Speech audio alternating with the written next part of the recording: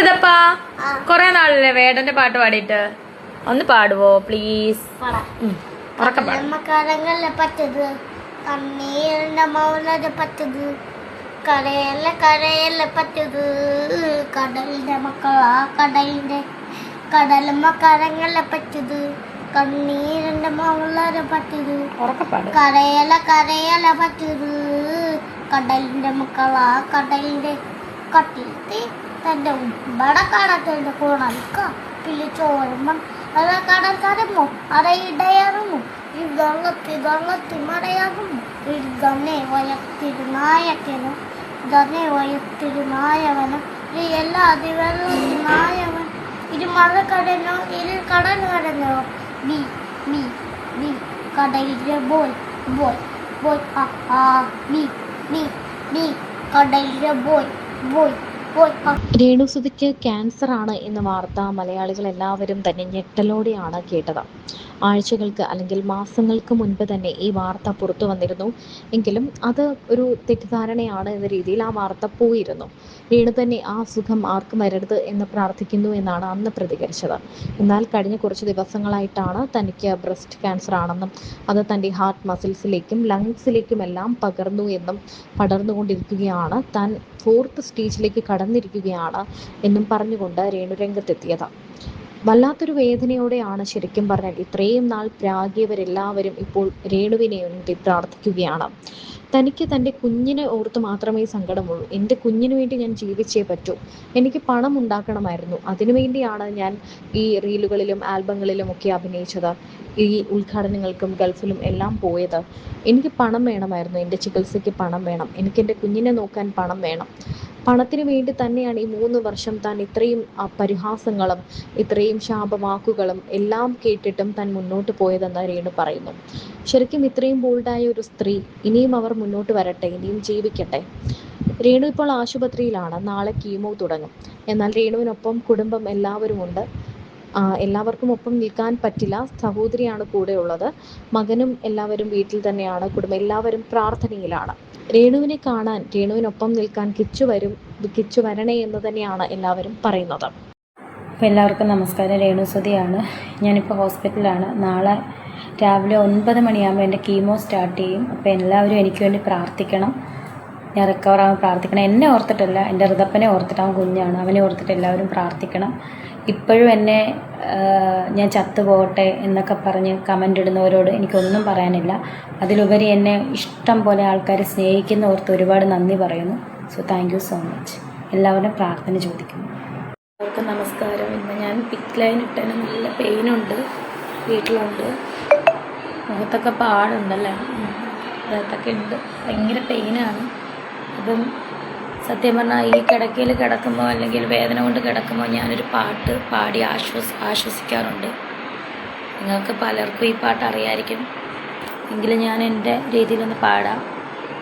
ഇങ്ങനെ വേദന അനുഭവിക്കുന്നവർക്ക് ചിലപ്പോൾ ആശ്വാസമാവുമായിരിക്കുമല്ലോ. ഞാൻ വലിയ പാട്ടുകാരിയൊന്നുമല്ല കേട്ടോ. രോഗമെന്നെ പീഡിച്ചൻ ദേഹം ക്ഷയിച്ചാലുമേ, രോഗമെന്നെ പീഡിച്ചൻ ദേഹം ക്ഷയിച്ചാലുമേ, വേഗം വരുമെന്നാഥൻ ദേഹം പുതുതാക്കിടാൻ,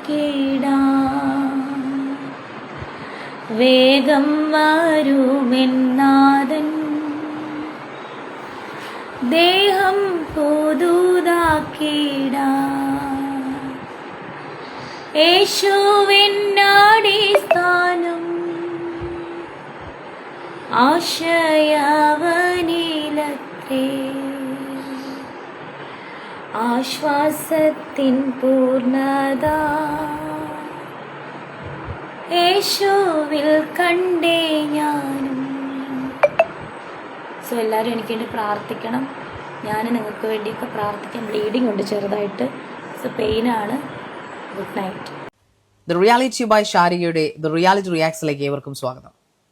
ഈ റിയാക്ഷൻ ഞാൻ എൻ്റെ രേണുസുതിക്ക് വേണ്ടിയിട്ട്, എൻ്റെ രേണുവിന് വേണ്ടി ഡെഡിക്കേറ്റ് ചെയ്യുന്നു. കാരണം അവൾ ഇന്ന് കരയുവാണ്, വേദന കൊണ്ട്, ചികിത്സയുടെ വേദന കൊണ്ട് അവൾ ഓരോ നിമിഷവും നീറി പുകയുവാണ്. ആ വേദന കേൾക്കുന്നവർ അവളുടെ അടുത്ത് നിൽക്കുന്നവർക്ക് മാത്രമേ വേദന കേൾക്കാൻ സാധിക്കത്തുള്ളൂ. മീഡിയക്കാർക്കോ മഞ്ഞപ്പത്രക്കാർക്കോ കമൻറ്റോളുകൾക്കോ ഇതൊന്നും കേൾക്കാൻ സാധിക്കത്തില്ല.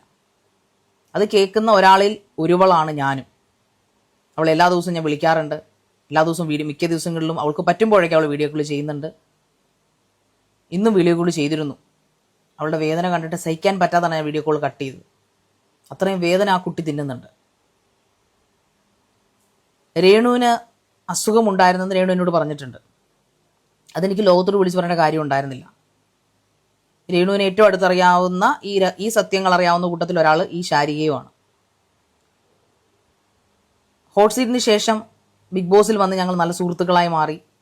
അവർക്കെതിരെ വരുന്ന ആരോപണങ്ങൾക്ക് നീതിയെന്ന് തോന്നുന്നതൊക്കെ ഞാൻ സപ്പോർട്ട് ചെയ്തിട്ടുണ്ട്. അതിന് എന്നും കൂടുതൽ ആൾക്കാരും ആണും പെണ്ണും ഉൾപ്പെടെ എന്നെ വിമർശിക്കുകയാണ് ചെയ്തിട്ടുള്ളത്. നിങ്ങളൊരു നല്ല സ്ത്രീയാണ്, നിങ്ങൾക്കൊരു ഡിഗ്നിറ്റി ഉണ്ട്, നിങ്ങൾ എന്തിനാണ് ആ രേണു സുനയുടെ പുറകെ പോകുന്നത്, രേണു സുധിയുടെ പുറകെ പോകുന്നത്, രേഷ്മ പി തങ്കച്ചൻ്റെ പുറകെ, അങ്ങനെ വിമർശനങ്ങൾ എന്ന് പറഞ്ഞാൽ അത് മാന്യമായി പോകും. അതിന് ക്രൂരമായ വാക്കുകൾ. അന്നും ഇന്നും ഞാൻ നിങ്ങളോട് ഒറ്റ കാര്യമേ പറഞ്ഞിട്ടുള്ളൂ. അവർ രാജ്യദ്രോഹ കുറ്റം ചെയ്തിട്ടില്ല, അവർ പ്രോസ്റ്റിറ്റ്യൂഷൻ ചെയ്തിട്ടില്ല. പ്രോസ്റ്റിറ്റ്യൂഷൻ ഓരോരുത്തരുടെ ഫ്രീഡമാണ്, അത് നമുക്ക് പറയാൻ റൈറ്റ് ഇല്ല. എങ്കിലും ഞാൻ പറയുവാണ്, നമ്മുടെ സദാചാര ഓളുകളോടായി പറയുന്നത്. അവർ ആരുടെ മുമ്പിൽ തുണി പറിച്ച് ആടിയിട്ടില്ല, അവർ ക്യാബറയെ കളിക്കുന്നില്ല, പിന്നെ അവർ മതസ്പർദ്ധ നടത്തിയിട്ടില്ല. എൻ്റെ അറിവിൽ ഇന്നേ വരെ ഒരു മീഡിയയിലും വന്നവരത് പറഞ്ഞിട്ടുമില്ല. ജാതി പറയുകയോ മതം പറയുകയോ ഒന്നും ചെയ്തിട്ടില്ല. അവർക്ക് ഇഷ്ടമുള്ള സാധനം അവർ ചെയ്തു ജീവിച്ചു, അത്ര തന്നെ. അതുമാത്രമാണ് രേണുസുതി ചെയ്തത്. ജീവിക്കാൻ വേണ്ടി കെട്ടിയാടിയ ഒരു മുഖം, ആ മുഖം അവർ തന്നെ അഴിച്ചു വെച്ചു. അതെന്തിനായിരുന്നു എന്ന് അവർ പറഞ്ഞു കഴിഞ്ഞു. ഇനിയെങ്കിലും നിർത്തിക്കൂടെ? എൻ്റെ കമൻറ്റ്സ്, ഞാൻ അവരെ സപ്പോർട്ട് ചെയ്ത പല വീഡിയോകളുടെ താഴെയും ഇന്നും വന്ന് നന്നായിപ്പോയി, അവൾക്ക് ഇങ്ങനെ തന്നെ വേണം, അവൾ കൂത്താടിയതുകൊണ്ടാണ് ഇങ്ങനെ സംഭവിച്ചു, എങ്ങനെ സാധിക്കുന്നു? ഇതിൽ നിന്ന് എനിക്കൊന്ന് മനസ്സിലായി, സാധാരണ ജനങ്ങൾക്ക് അവർക്ക് ഒരുപാട് ദയയും കരുണയുള്ളവരാണ് മലയാളികൾ.